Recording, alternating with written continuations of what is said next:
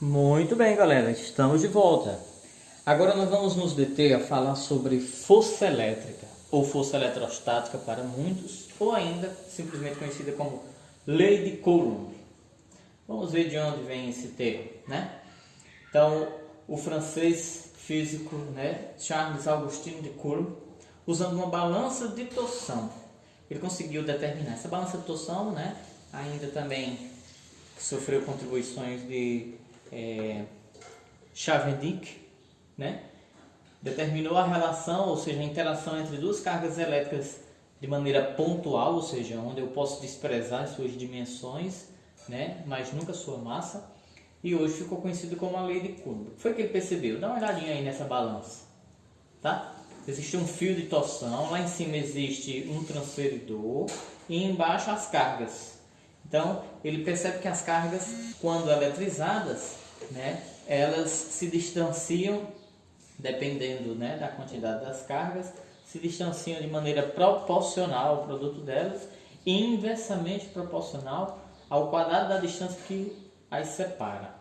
Tá? Abaixo tem um link interessante, que se você clicar, vou deixar na descrição do vídeo, tá? Você vai ver a experimentação, né, dos profissionais e professores da USP demonstrando como funciona a balança, tá bom? Vamos em frente. Nosso foco aqui é mais explicar todo o assunto, né? Então, tá bom? Ele percebe a relação, né, entre as cargas e entre a distância que as separa. Ou seja, eu não sei se vocês recordam, né, a lei de gravitação universal do Sr. Newton, mas Coulomb bebeu um pouco dessa fórmula. A lei de gravitação universal de Newton é F igual a Gzão, que multiplica Mzão vezes Mzinho sobre o quadrado da distância. Ou seja, o Sr. Newton, como estudou a mecânica celeste, né, a mecânica gravitacional, ele vai mostrar que existe um produto, uma relação diretamente proporcional ao produto das massas e inversamente proporcional ao quadrado da distância que os separa. Tá bom? No vestibular da URCA, se você vai fazer o vestibular da URCA, se você der uma pesquisada, já caiu essa pergunta sobre essa fórmula, né, de maneira teórica. Como que se dá as relações? Então veja aí, em vermelho, né, a força é diretamente proporcional ao produto das cargas. Sabe o que isso quer dizer? Quanto maior for uma carga, quanto maior for outra, quanto maior for o produto, maior é a força. E de azul, que a força, ao mesmo tempo, é inversamente proporcional ao quadrado da distância. Isso implica dizer que inversamente proporcional ao quadrado da distância é, se eu dobrar a distância, a força diminui não pela metade, mas diminui 4 vezes. Se eu diminuir a distância pela metade, a força aumenta 4 vezes. Tá bom? Então, muita atenção nisso. E essa variávelzinha estranha aí, Edson? O que é esse K? Esse K é chamada de constante eletrostática do meio. Quase sempre, o meio mais permissivo que a gente vai pegar nas nossas questões e nos vestibulares é o meio vácuo. Então esse casinho vai vir acompanhado do zero, para mostrar que é o primeiro meio dentro de uma lista já determinada, pré-definida. E esse valor, né, vou mostrar a vocês já como ele chegou a esse valor de 9 vezes 10 a nona Newton vezes metro quadrado sobre Coulomb quadrado. Ok? Muito bem. Vamos em frente. Quais as características das forças entre duas cargas pontuais, né? O Sr. Coulomb percebeu que se essas cargas pontuais forem separadas por uma distância e se elas forem de sinais opostos, né, elas vão se atrair. Mas se elas forem de mesmos sinais, elas vão, né, se elas forem de sinais opostos, elas vão se atrair. Mas se elas forem de sinais iguais, elas vão se repelir, como é o exemplo da questão, tá? Mas vão se atrair ou se repelir com que força? Por isso que é a definição da fórmula, tá? Então, por exemplo, em relação a essa força, pode olhar que elas têm sempre a mesma direção da reta, que passa por Q1 e Q2, né? E o sentido, quando as cargas, né, forem de sinais opostos, ela é atrativa. Mas quando as cargas forem de mesmo sinal, essa força é repulsiva. Ok? Uma relação gráfica para você entender. Preste bem atenção, tá? Entre força e deslocamento ou força e distância. Se fosse entre força e cargas, é muito fácil. É só uma reta. Você sempre sabe relacionar graficamente, né, quando duas grandezas são diretamente proporcionais. O mais chato, o mais complicado é quando ela é assim, ó. Além dela ser inversamente proporcional, ainda é inversamente proporcional ao quadrado da distância. Então esse gráfico que vocês estão vendo aí, ela é conhecida como uma hipérbole cúbica. Por que hipérbole cúbica? Cúbica porque são 3 variáveis. Isso implica dizer que se você fizer meio por extremos na fórmula da lei de Coulomb, você vai pegar a força e multiplicar por distância ao quadrado. É uma variável vezes outra variável ao quadrado. Então vai surgir algo ao cubo, né? Então olha os dados que você tem aí nessa tabelinha ao lado. Quando a força for dividida por 4, a distância foi dobrada. Quando a força for quadruplicada, a distância caiu pela metade. Então, você quando colocar esses pontos num gráfico e ligar esses pontos, você vai ter aí então essa curva, né? Essa hipérbole cúbica. Tudo bem? É interessante você ver isso quando chegar nas atividades. Vamos agora dar uma explicação melhor para a constante eletrostática. De onde ela veio? A constante eletrostática, galera, ela depende do meio em que onde essas cargas se encontram. Como eu já falei, quase sempre a gente vai usar o vácuo, que é muito próximo do ar seco, muito próximo do ar, tá? Então olha essa tabelinha aí do lado, uma tabelinha bem simples. Essa tabela já existe com maiores valores, tá? Qual a constante da água? Olha ali o valor, constante eletrostática do meio. 1,1 vezes 10 à oitava. A oitava, tá? Olha do benzeno, olha do petróleo. Então isso significa dizer que essa constante, ela depende, deixa eu ver se nós temos mais coisas a colocar. Ela depende, tá? Do 1 sobre 4π vezes epsilon. Vamos entender o que é isso. 1 sobre 4π, isso significa dizer que é o inverso de 4 vezes π no mundo matemático. Isso quer dizer natureza espacial, tá? 4 vezes π quer dizer uma natureza espacial. E vezes o epsilon é a permissividade absoluta do meio, tá bom? Ou seja, o quanto que o meio é permissivo? O meio mais permissivo que tem é o vácuo, é o ar seco. Qual é o valor dele aí, ó? 8,81 vezes 10 a menos 12. Newton elevado a menos 1, metro elevado a menos 2 vezes Coulomb ao quadrado. Ou seja, é o inverso, né, lá das unidades físicas da constante. Então isso implica dizer que constante e permissividade, ó, tem lá uma relação inversa, né? Uma está de um lado, a outra está do outro lado do denominador. Tá bom? Então, o meio que tiver, né, que tiver menor permissividade vai ter, portanto, maior constante eletrostática. Tudo bem? Então surge daí. Vamos para frente? Então, deixei a parte interessante aqui por último, olha. Como que as manifestações da eletricidade se dão no dia a dia? Esse assunto é interessante demais porque a aplicação dele é imensa, né? Tem inúmeros casos. Para você ter uma ideia, né? Primeiro, na tecelagem de fábricas de papel de jornal, esse primeiro vídeo vai mostrar, né, desse primeiro link, o quanto que é perigoso as pessoas que trabalham na embalagem, que trabalham com papel, que trabalham com jornal. Se ela passar um plástico sobre si, né, você vai ver nesse vídeo que o cara passa um plástico sobre ele e ele com um dedo, por indução, numa quantidade de vinagre, aliás, de álcool, ele consegue inflamar esse álcool. Ou seja, ele consegue tocar fogo no álcool. Perigoso, né? Então, ó, faíscas também podem ocorrer de materiais inflamáveis, isso é óbvio. O pessoal que trabalha nas refinarias de petróleo, nas indústrias de produto químico, né, farmácias, né, de manipulação, salas de cirurgia, onde muitos dos produtos, né, são inflamáveis. Então, tudo isso é muito perigoso. No atrito com a superfície externa, por exemplo, você ainda pode não ter prestado atenção nisso, mas quando os caminhões-tanques vão fazer o reabastecimento dos postos de combustível, nos postos de gasolina, por exemplo, eles precisam fazer um aterramento. Eles andam, né, com essa corrente, eles têm que fazer um aterramento, porque senão, né, dependendo do horário, né, e é o ideal que esse reabastecimento se faça até em horários mais frios, à noite, de madrugada. Durante o dia, né, espera-se que baixe um pouco mais essa temperatura para não ocorrer aí uma fatalidade. Outra coisa importante, você já percebeu que nas conexões dos aviões, né, com a terra, durante a descida dos passageiros ou no abastecimento, as pessoas antigamente subiam por uma escadinha, né? E aquela escadinha era conduzido por tratores, elas tinham as rodinhas, e aquelas rodinhas eram de borracha, isolava, e aí dava muito problema, né? Muitas descargas elétricas aconteciam com as pessoas ainda na subida e na descida dos aviões. Hoje não, hoje as pessoas já entram num corredor, né, climatizado e tal, e esse corredor, pode ter certeza, ele está atrelado ao chão, tá bom? Tem um fio terra no chão. E um último exemplo, né, que você nem imagina, máquinas duplicadoras do tipo Xerox, essas gigantescas máquinas de Xerox, né? O atrito entre os papéis, às vezes é tão grande, que vai gerando faíscas, tá? O pessoal depois vai acompanhar nas nossas videoaulas do primeiro ano para mostrar o quanto que a força de atrito é imensa. Se você passar aí uma folha de um livro com outro livro, um de cada vez, e tentar sincronizar um livro a outro, você nunca vai conseguir com outra pessoa, um puxando de um lado e outro do outro, separar esses livros. Tá? Então isso é muito interessante.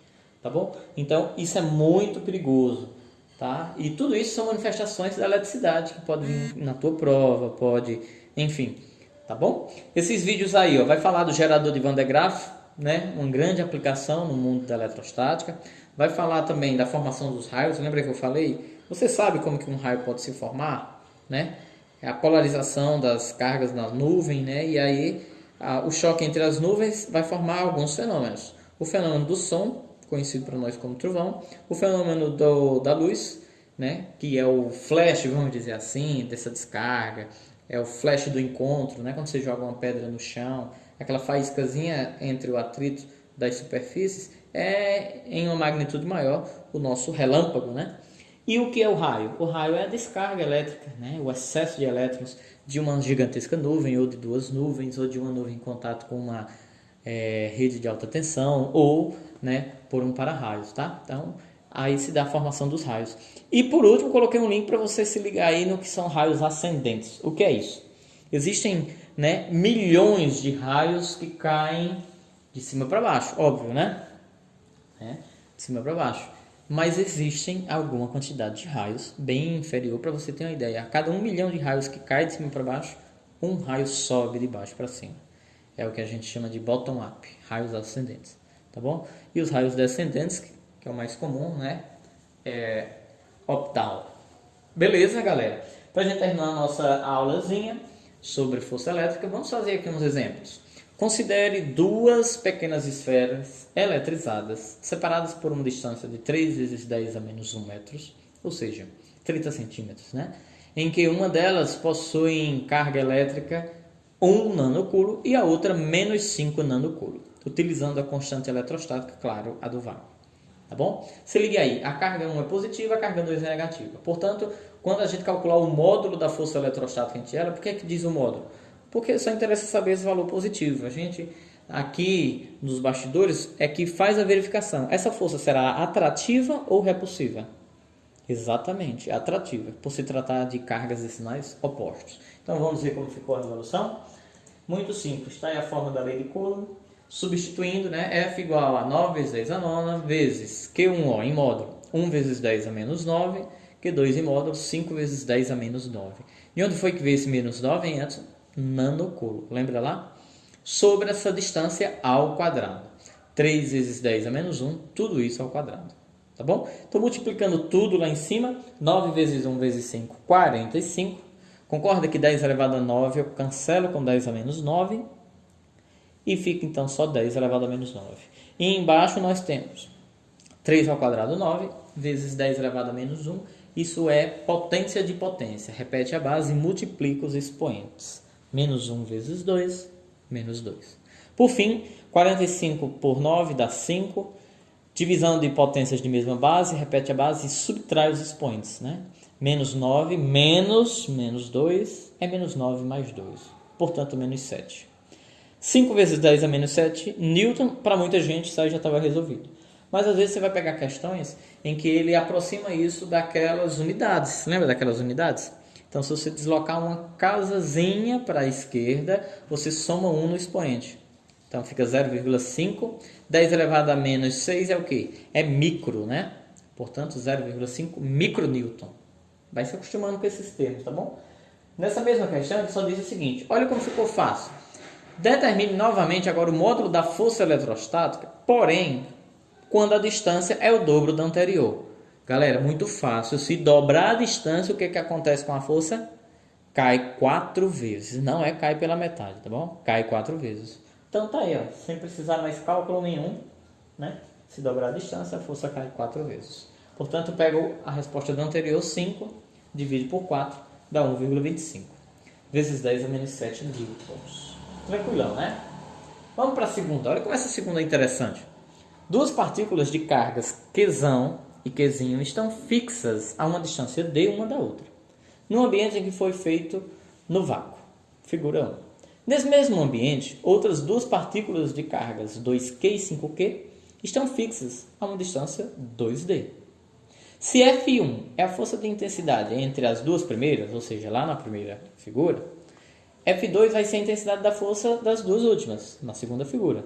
Portanto, qual a relação que existe entre a força 1 e a força 2? A força 1 é muito fácil, né? É só olhar para a fórmula da lei de Coulomb. F1 igual a K vezes Qzão vezes Qzinho sobre D ao quadrado.